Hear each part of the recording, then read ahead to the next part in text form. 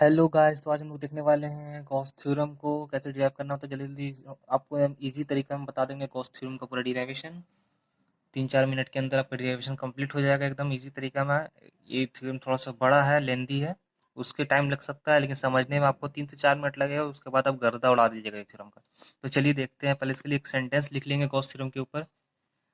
तो एक सेंटेंस लिख लेते हैं, जैसे this theorem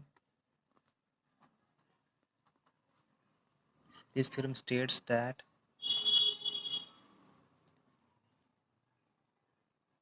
this theorem states that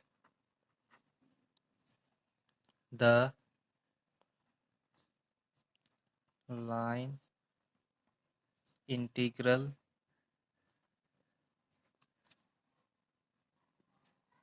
of total electric flux, जो लाइन इंटीग्रल रहेगा टोटल इलेक्ट्रिक फ्लक्स का, वो पास करेगा आपका passes through closed surface, closed surface is equal to 1 by E naught to the total charge flow through it। तो इसका sentence एक मैंने छोटा सा लिख लिया कि जो थ्योरम ये स्टेट कर रहा है आपका कि जो लाइन रहा है integral to the total electric flux जो पास करेगा आपका क्लोज सरफेस है, उसका ये लाइन इंटीग्रल रहेगा, वो आपका इक्वल रहेगा 1/E0 to the total charge flow through. जितना चार्ज पार पार होगा उसके इक्वल रहेगा आपका। ये मतलब एक सेंटेंस मैंने बना दिया छोटा सा गॉस थ्योरम का। ये सेंटेंस आप एक डायग्राम देख के भी बना सकते हैं, या फिर आपको याद हो जाएगा तो और बेटर है याद रहने का। तो चलिए अब हम लोग पूरी स्टेट मतलब प्रूफ करते हैं गॉस थ्योरम को। तो प्रूफ करने के लिए सबसे पहले हम एक डायग्राम बना लेंगे। बिना डायग्राम का तो प्रूफ नहीं होगा। तो एक डायग्राम बना लेते हैं गॉस थ्योरम के लिए।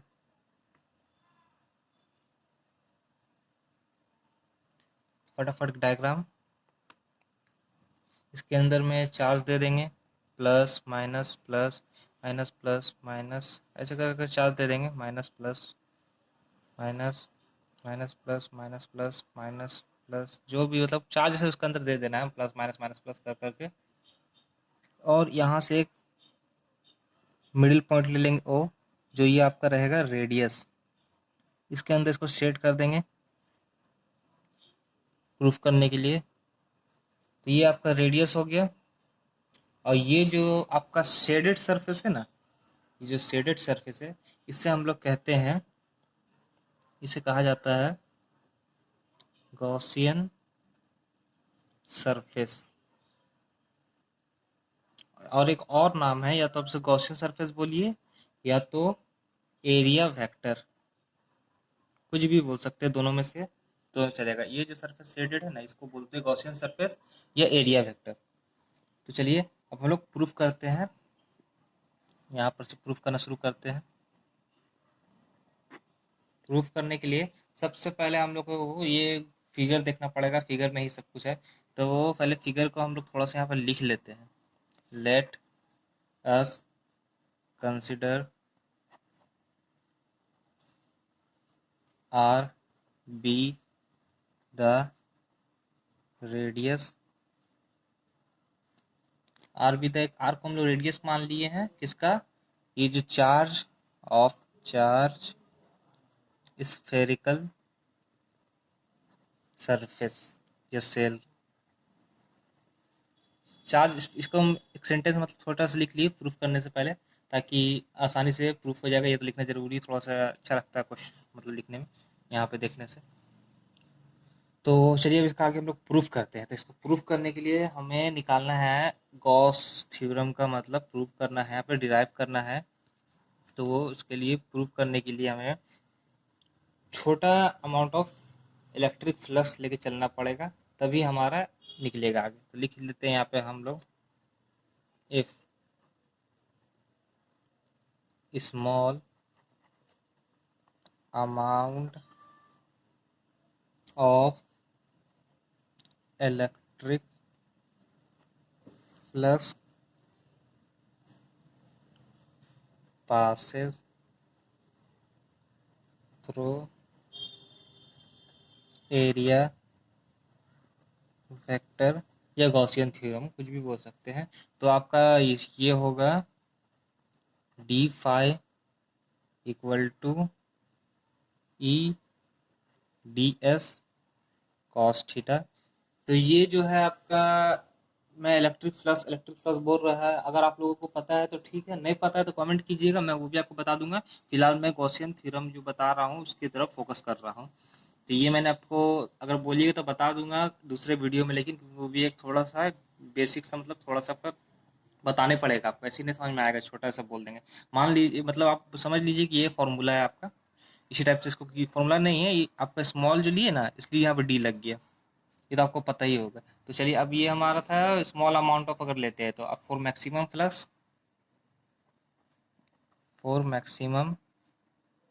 फ्लक्स क्या होगा, थीटा जो है ना आपका वो 0 डिग्री हो जाता है, याद रखिएगा, मैक्सिमम के लिए 0 डिग्री रहता है। तो डी फाई जो है equal to E D S cos theta का जगह 0 डिग्री लिख देंगे हम लोग, तो मेरा आ जाएगा D phi is equal to E D S. यहाँ तक आ गया, ये आपका समझ में आ गया, D phi equal to E D S आ गया। अब हम लोग इंटीग्रेट कर देंगे दोनों साइड को, इंटीग्रेशन ले लेंगे, taking integration in both sides. दोनों साइड्स को अगर हम इंटीग्रेट कर देंगे, इंटीग्रेशन ले लेंगे, तो ये डी फाई ऐसे हो जाएगा equal to E D S, E है ये वाला, E D S, D phi is equal to E D S, मतलब वो इंटीग्रेशन ले लिए, तो डी बाहर निकल जाएगा, यहाँ बच जाएगा कौन, 5 बच जाएगा, यहाँ पे क्या निकलेगा आपका, ई बाहर निकलेगा,